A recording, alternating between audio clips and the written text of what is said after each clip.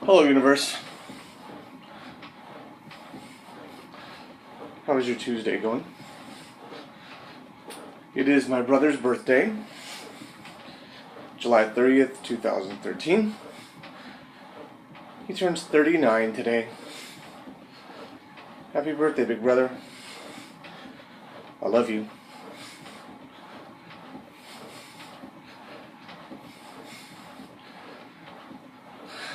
As a result of my brother's birthday, well, I talked to them in general, but I called my mom today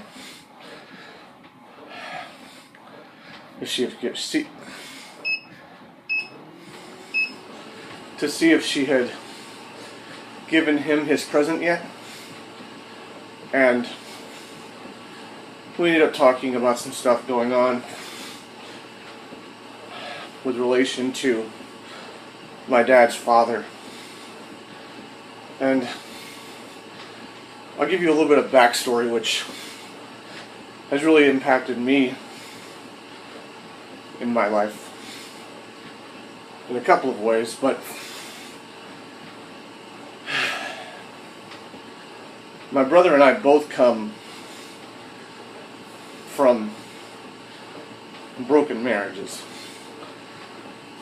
My mom was married to my brother's father for a couple of years, beg your pardon, and then he left for another woman, and then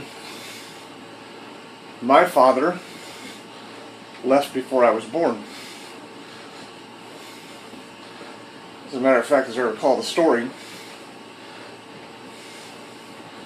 he and my mother used to work together, and he said he wasn't feeling well and was going to go home.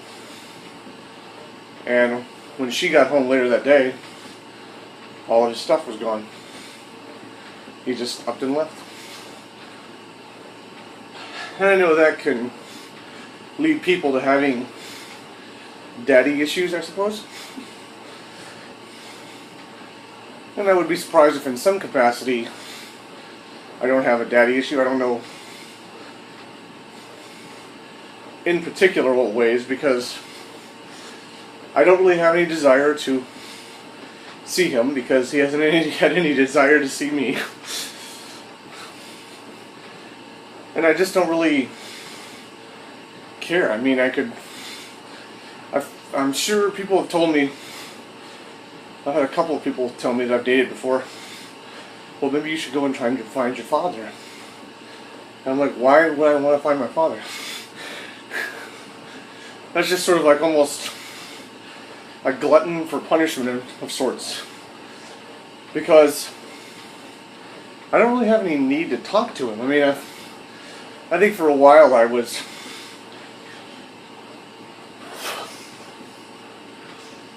certainly confused as to my value, and probably felt like I was inferior, but I don't feel that way about myself anymore. And I don't really worry about him. I feel if you don't take enough interest in the children that you help to create, then I don't really see much of a value to you. Because your children are very important. They're the mark you leave on the world. And I'm not honestly worried about it. But it's enough about that, because I don't really know what else to say on that topic. But my brother's father came back into the picture, what, 5 or 6 years ago, something like that? Maybe more than that, I can't remember honestly. And my mom has gotten into an on-again, off-again, I wouldn't say it's a relationship, because he's certainly never really wanted a relationship. He's more wanted to have his cake and eat it too. And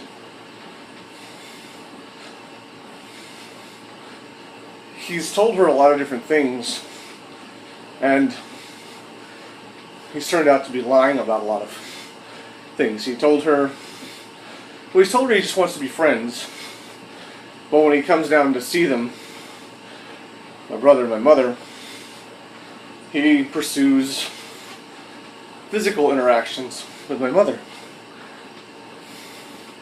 And yet he says he's not seeing anyone, but he just wants to be friends. Which is a nice way of saying,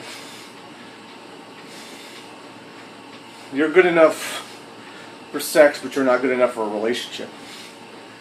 Which is truly disgraceful that there are those kinds of human beings out there. Look, I know that everybody wants to be physically attracted to someone that they're with, but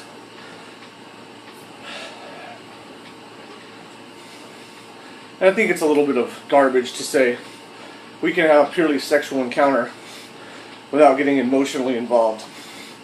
That's a lie.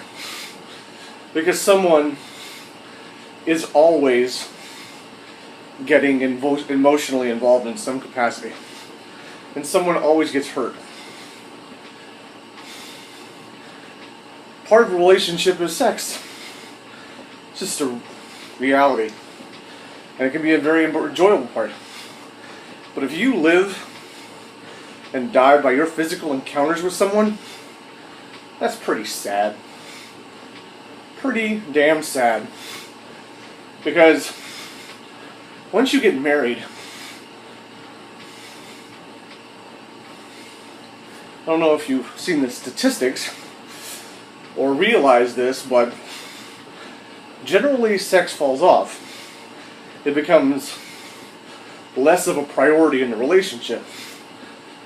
Now, I happen to have always been a physically interactive person in all of my relationships, but once again, I wasn't married for 10 years or anything, so I don't know what 10 years down the line would be. I know what 3 years and where that stood, but people just put too much into the sex aspect of it and not into the emotional aspect of it. And then what happens is when the sex falls off, if you didn't have a good friendship or you don't have a good friendship, you become these very distant and almost resentful people in cohabitating together, or just staying together because it's easier than finding someone. And I don't know why. And ladies, I don't mean to pick on you, because I know men do this too, but I see more from women than I do from men, because, well, I've done it too, but I don't understand. Let me take it back and rephrase myself, because truly it's not just a woman thing. But in the women I've been interested in dating, I've seen this, where they take guys, or want guys, that have an edge, or that are harder to chill out. That, I don't know what the best way to say it. My words are escaping me right now. But they look for men who are a challenge, to, you know, fit into that mold of, hey, I want you to be in a relationship with me. And they may ultimately achieve the goal of having them be in a relationship with them. And I'm sure in some cases it works, in some cases it doesn't. More often than not, though, it doesn't. And you end up in miserable relationships. And there's breakups. Because people are always, for some reason, would prefer to go for a challenge than go for something that is balanced and equal and fits. There are going to be some women who want a balanced relationship, an equality in a relationship, even though that doesn't necessarily mean at all times you make all the decisions together. It may be that the woman is the better financial planner and the man is the better leader, but they work together, utilizing each person's strengths to create a balance in the relationship to make things happen.